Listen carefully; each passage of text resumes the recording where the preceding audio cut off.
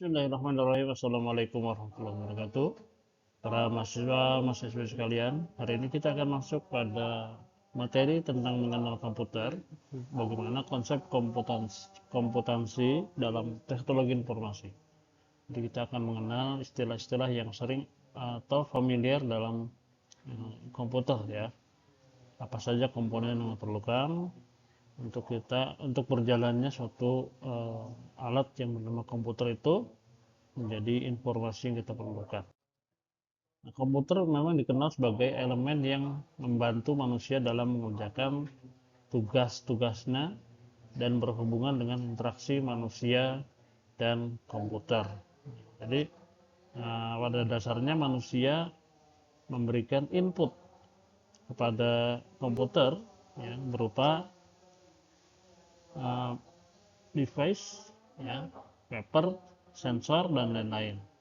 Kemudian komputer memprosesnya dengan memasukkan informasi yang tadi diberikan oleh manusia ke dalam memori, kemudian memprosesnya, kemudian menghubungkan dengan komputer lain atau jaringan lain dan sebagainya.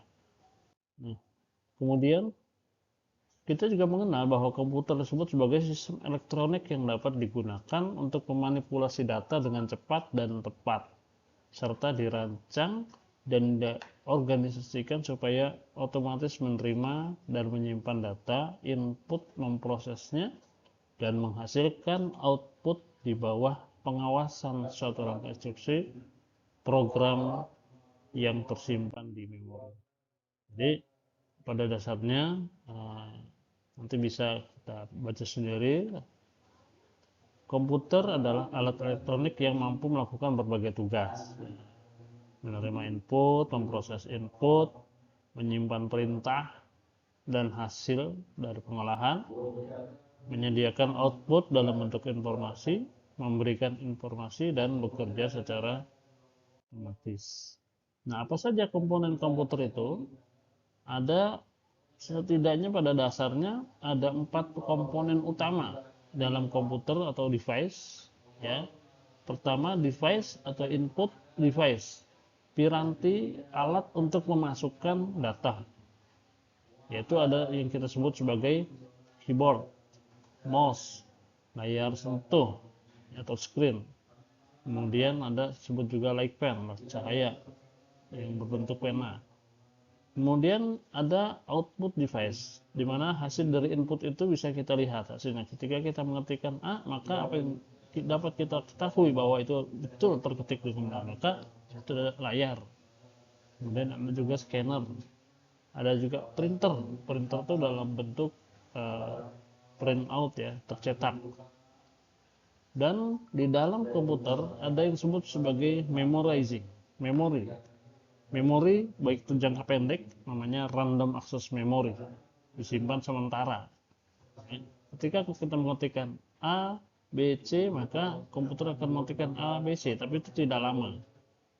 Kalau itu tidak kita simpan, maka dia akan ketika komputer dimatikan, dia akan otomatis terhapus.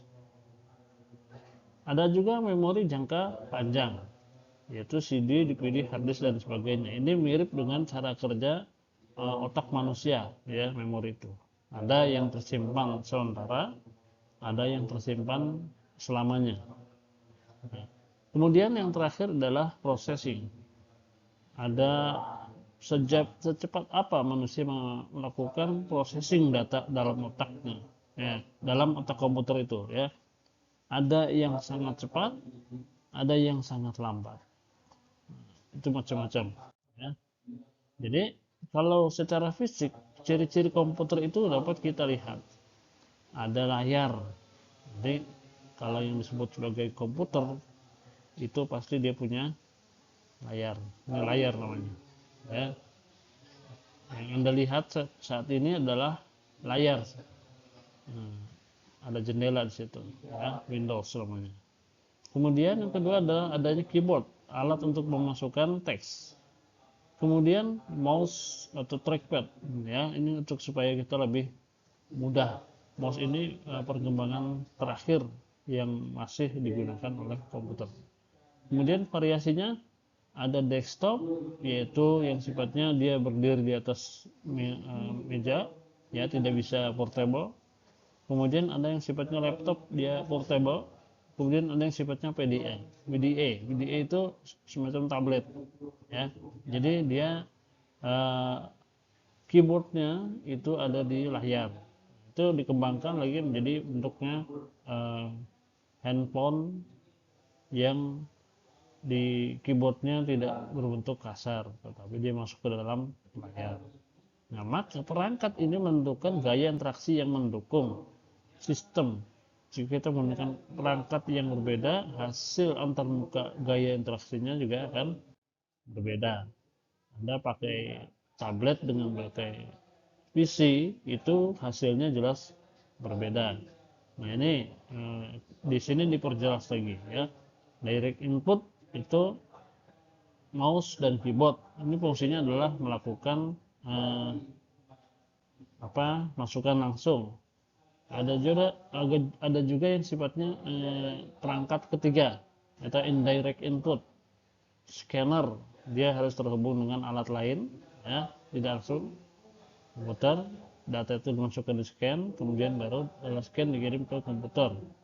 Network, jaringan, kita bisa mengambil data dari komputer lain melalui jaringan. Nah, untuk dokumen dipindai dan dilakukan download database. Kemudian sistem komputer juga memiliki dua macam sistem input, batch input dan interactive input. Batch input itu langsung ditangani oleh komputer, ya. Jadi itu biasanya di processing. Ya, ketika kita menyalakan tombol on, maka secara otomatis komputer akan memprosesnya sampai nanti kita siap menggunakannya. Nah, selama proses dari kita memencet tombol, kemudian kita siap menggunakan komputer itu adalah proses batch input. Kemudian ketika kita menekan tombol enter, ya, perintah untuk melakukan, maka itu adalah proses batch input. Tapi menekan tombol enternya sendiri itu adalah interactive input. Kita yang bertugas memasukkannya. Jadi komputer tidak akan memutuskan kalau kita tidak memutuskan. Nah, itulah sistem robot. Nah, peralatan masukkan teks. Jadi pada dasarnya informasi yang masuk ke komputer itu adalah bentuknya teks. Nah, untuk memasukkan teks itu ada keyboard. Keyboard ada yang menggunakan sistem QWERTY, alfabetikalnya, ya. Kemudian alfabetikal, mengikuti alfabet dari negara lain. Kemudian ada Dvorak, tombol karakter yang sering muncul tempatkan pada jaring dominan. Ada juga tombol short, kombinasi tombol. Nanti kita lihat special keyboard. Kemudian ada keyboard proyeksi. Kemudian ada keyboard jari dan ada QWERTY yang namanya. Nah, ini contoh keyboard QWERTY, saudara-saudara. Ya. QWERTY ini kenapa dia QWERTY? Karena di sini susunan abjadnya QWERTY. Ini sudah sesuai dengan kalau kita mengetik dengan 10 jari, itu lebih mudah jari mencapainya, dan ini disesuaikan dengan otak kita, ya. Jadi otak kita tuh sebenarnya lebih mudah mencapainya, sehingga kita kalau mengetik dengan QWERTY ini akan lebih cepat dibandingkan kita ABCD. QWERTY keyboard begini. Nah, tombol-tombol ini angka biasanya diletakkan di atas, ya. Simbol-simbol letakkan di atas. Ini namanya tombol QWERTY. Nah, kalau alfabetikal ini biasanya mengikuti kayak huruf Arab. Dia akan mengikuti struktur ataupun sama, ya, bagaimana huruf Arab itu diketikkan oleh kita. Ini mungkin bagi yang belum biasa dia harus belajar terlebih dahulu, tapi ketika kita sudah terbiasa, kita akan sama dengan kita menggunakan tombol QWERTY. Ada juga yang menggunakan huruf-huruf ini semacam huruf-huruf Urdu, ya, ataupun Rusia. Itu alfabetikal. Tapi pada dasarnya yang sangat populer itu adalah tombol QWERTY. Ini Arab dan Rusia kalau yang ini contohnya. Nah, ini Dvorak. Dia menggunakan sistem jari-jari yang paling mudah untuk mencapai eh, tombol-tombol tersebut. Nah, ini kalau kita melihat ini ya, ini memang dikhususkan bagi orang-orang tertentu saja yang menggunakan keyboard seperti ini. Tapi ini sudah tidak umum ya, sudah jarang digunakan.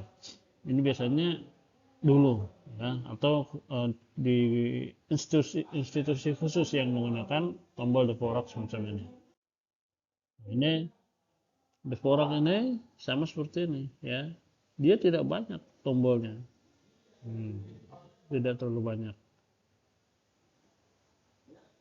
Kuncinya adalah A, O, C, E, U, I, O. Nah, seperti ini kuncinya yang merah ini ya. Kemudian ada namanya tombol short. Nah, ini adalah keyboard yang digunakan khusus untuk perintah-perintah tertentu saja. Jadi di dalam komputer itu tidak terlalu banyak menekan tombol-tombol yang seperti keyboard. Jadi ketika satu tombol ditekan, dia sudah memiliki perintah yang kompleks. Ya, seperti halnya tombol nuklir ditekan, maka ketika tombol merah nuklir ditekan, yang terjadi adalah perintah untuk meluncurkan rudal berpeluru kendali nuklir. Nah, itu sudah otomatis ya. Nah, itu tombol short namanya.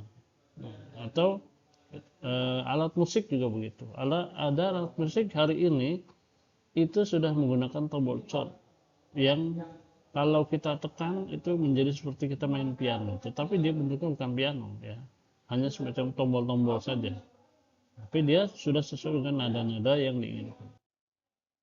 Nah, ini spesial keyboard ini biasanya hanya pengguna-pengguna tertentu saja yang menggunakan keyboard semacam ini ya.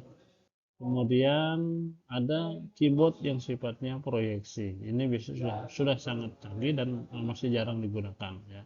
Jadi kalau pernah melihat film Iron Man, nah itu semacam itu, proyeksi keyboard namanya. Ya, sebenarnya bukan hayalan, itu memang bisa digunakan, tapi karena sangat mahal teknologinya, tidak semua orang menggunakannya. Ya. Nah, mungkin di teknologi pesawat-pesawat tempur itu sudah ada yang menggunakan keyboard proyeksi semacam ini. Kemudian ada namanya keyboard jari. Keyboard jari ini, jari-jari kita ditempelkan dengan alat sensor semacam ini di pangkal-pangkal jari kita. Nah, ketika tulang-tulang kita masuk digerakkan ya, tek-tek ke sini, maka dia secara otomatis tanpa kita menyentuhnya itu bisa langsung terketik di sini. Nah, ini mungkin ada yang beberapa waktu lalu menanyakan tentang telepati. Nah, dia sebelum telepati itu ya mungkin pada dasarnya mengambil dari, atau teknologi ini mengambil dari teknologi tentang telepati, di mana kita tidak menyentuh apapun, kita hanya menggerak-gerakkan jari, tetapi informasi itu dapat dibaca oleh orang lain. Kemudian yang terakhir adalah alat yang namanya Kitty. Ya.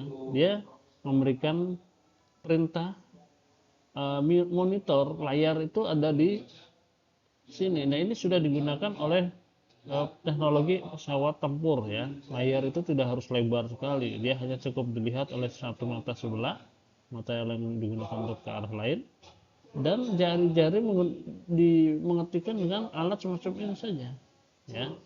Jadi tidak banyak, maka mungkin saja teknologi Iron Man itu suatu saat akan terjadi, karena perkembangan teknologi hari ini pun komputer itu sudah tidak lagi harus sebesar bahkan laptop ataupun sebesar tablet.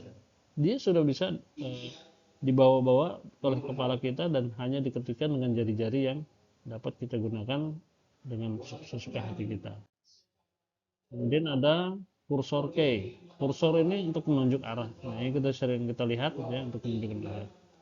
4 atas, 4 key, kunci atas, bawah, kiri, panah, keyboard. Sederhana tapi lambat ya.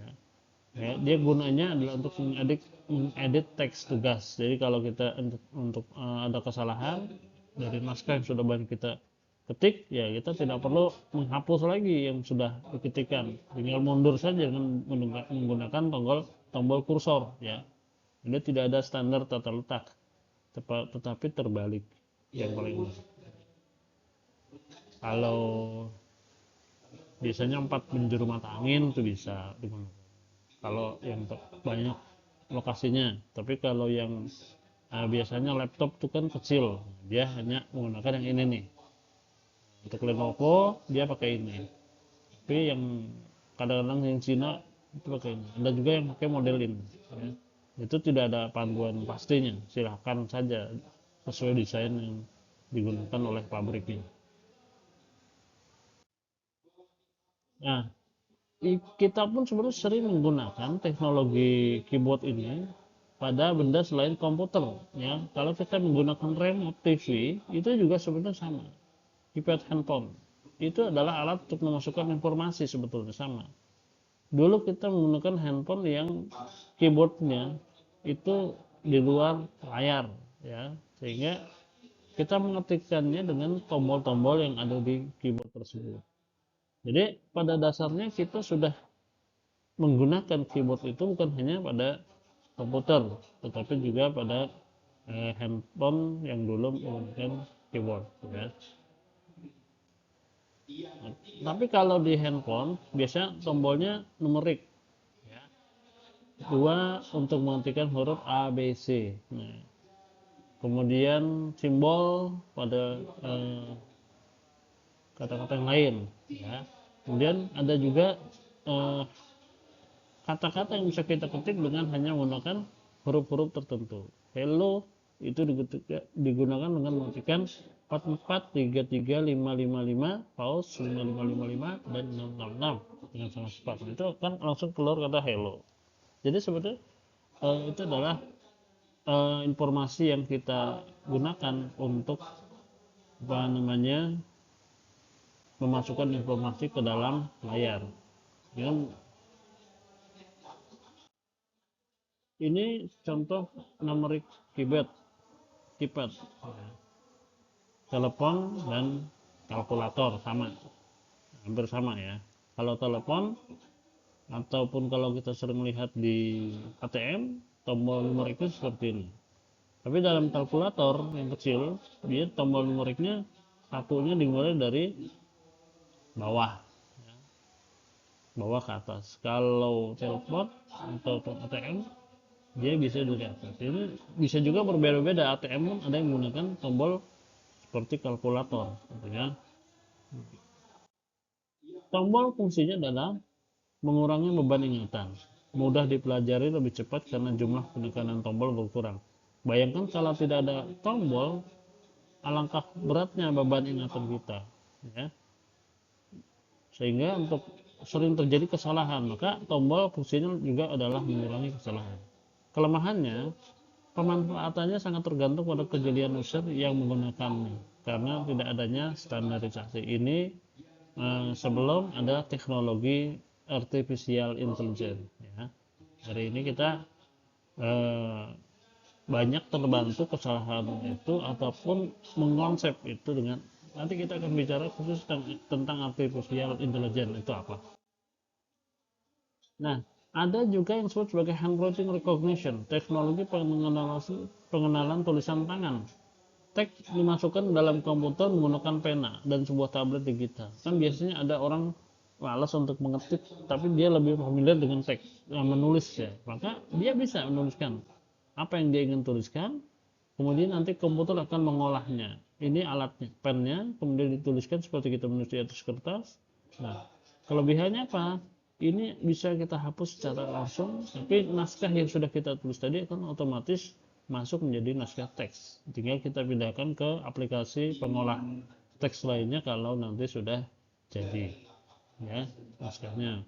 Nah, masalah teknisnya adalah memilah penulisan gabungan ke huruf-huruf yang terpisah.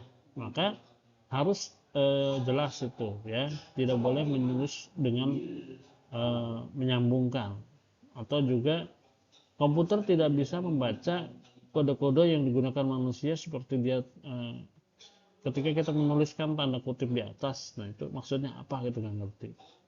Kemudian kadang-kadang alur goresan atau tekanan yang kurang itu menyebabkan huruf ataupun teks itu tidak terketik dengan benar. Itu kurang bagusnya. Dan ini pun hanya digunakan di PDA ataupun PC yang sifatnya tablet, ya, yang tidak menggunakan keyboard. Nah, hari ini juga ada speech recognition, pengenalan ucapan AI sudah mampu mendeteksi teks yang kita ucapkan, kemudian kita nggak usah capek-capek lagi mengetik, cukup mengucapkan Anda pidato, komputer yang mengetikkan langsung, ya, analog to digital converter, menyebabkan gelombang suara ke dalam satuan digital. Nah, itu ada namanya software pengenalan ucapan, ya, audio to text namanya. Nah, komputer hanya menampilkan input suara. Ketika saya mengatakan ini komputer, maka komputer akan membacanya sebagai huruf-huruf yang terdiri atas K, O, M, P, U, T, E, R secara cepat.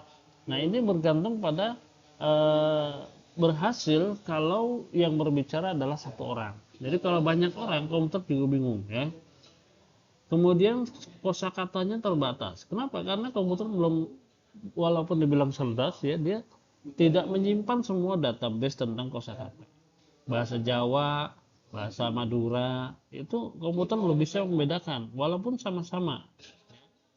Tetapi kadang karena memang keterbatasan, berbeda dengan manusia, kecerdasannya, maka dia terbatas. Tidak semua kosakata dikenali oleh komputer. Kemudian masalah yang sering muncul yaitu, nah, kayak seperti ini. Ada suara gangguan dua suara. Tidak bisa menggunakan alat ini di pasar atau di tempat yang bising. Ketidaktepatan pengucapan, artikulasi, kemudian input kosakata yang besar, itu nggak bisa. Selain keyboard ataupun tadi alat text to voice, voice to text, ini adalah penunjuk device, ya, mouse. Saya menggerakkan laser pointer ini menggunakan mouse. Trackball, joystick ini pada game, ya, sifatnya. Touchpad layar sentuh, touchpad layar yang sentuh, dan touchscreen sama. Like pen dan digital tablet. Nah, ini mouse macam-macam hari ini bentuknya, ya. Membutuhkan ruang fisik. Nah, kalau di PC dia butuh seperti ini alatnya. Nah, dari sini keyboard masuk ke untuk keyboard mouse-nya masuk ke keyboard dulu seperti itu, keyboard mengolahnya lagi ke sini, ya. Gerakan mouse relatif selalu terdeteksi. Kayak saya menggerakkan begini saja dia sudah bergerak, ya. Gerakannya akan terlihat di layar. Jadi layar berorientasi pada X dan Y. Jadi secara ini dia gerakan mouse itu hanya X dan Y. X ke atas, Y ke samping. Dia membacanya seperti itu, ya. Gerakan mouse itu pada dasarnya adalah X dan Z. Z itu tidak terbatas. Dia bisa muter-muter dan sebagainya. Karakteristiknya apa? Dia bergerak mendatar, tidak ke atas ke bawah, ya. Dia hanya ke samping, muter dan sebagainya, tapi tidak akan melompat-lompat, ya. Gerakan melompat mouse itu tidak terdeteksi misalnya. Nah, dia diam, tidak bisa, tidak bisa. Atau kan kita tekan ke bawah, dia pun nggak bisa. Jadi hanya ke samping, ya, mengindikasikan satu pilihan atau mengawali gambar. Nah, bagaimana mouse bekerja? Mouse itu bekerja dengan metode mendeteksi gerakan, mekanis, dan gerakan optik. Optik itu ada di bawah, ya, di bawah mouse. Nah, kemudian ada yang namanya trackball. Ini juga ada, ya, dulu sampai sekarang pun ada trackball. Tapi dalam mouse, trackball ini yang berfungsi untuk menggerak-gerakkan mouse. Jadi bukan mouse yang digerakkan, tapi trackball itu yang menggerakkan, diputar-putar oleh kita. Kemudian pilihannya ada di sini. Jadi pergerakannya bukan di bodinya, tapi di bolanya. Sebenarnya pada dasarnya prinsipnya sama, ya. Badan yang diam, bola yang bergerak. Kalau di mouse itu badan yang bergerak, kemudian sensornya yang diam. Bisa hanya menggerakkan bola untuk memindahkan kursor. Kemudian ada yang disebut sebagai joystick. Ya. Ini digunakan oleh pesawat biasanya, joystick. Dikendalikan oleh gerakan tuas dan tombol. Dia untuk menggerakkan mekanik, alat-alat mesin, kendaraan digunakan dalam permainan komputer, kontrol pesawat, ataupun navigasi 3D. Touchpad, nah ini kalau yang kita lihat di tengah-tengah laptop hari ini, ya, itu ada namanya touchpad, tablet sentuhan. Jadi mouse, kalau tidak ada mouse, laptop menggunakan touchpad seperti ini, ya. Langkah cepat, langkah lambat. Kemudian yang teknologi hari ini adalah touchscreen, ya, menggunakan layar, ya, itu sudah terlihat, ya. Nah, layar itu adalah sebenarnya kita sentuh keyboard itu menggunakan di dalam layar, tidak lagi terpisah. Jadi Android itu teknologi yang memperkenalkan layar keyboard di dalam layar. Keuntungannya cepat dan tidak butuh pointer khusus, baik untuk pilihan menu. Cocok digunakan di lingkungan bersih dan aman dari kerusakan. Jadi seperti layar sentuh ini, memang kalau kita ketetesan air saja itu sudah nggak karu-karuan itu kursornya. Nah, kekurangannya itu, ya, jari lama-lama mengotori layar.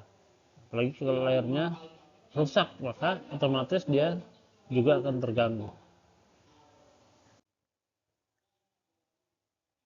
Light pen, ini juga alat yang digunakan dari cahaya, ya, mendeteksi dari cahaya yang ada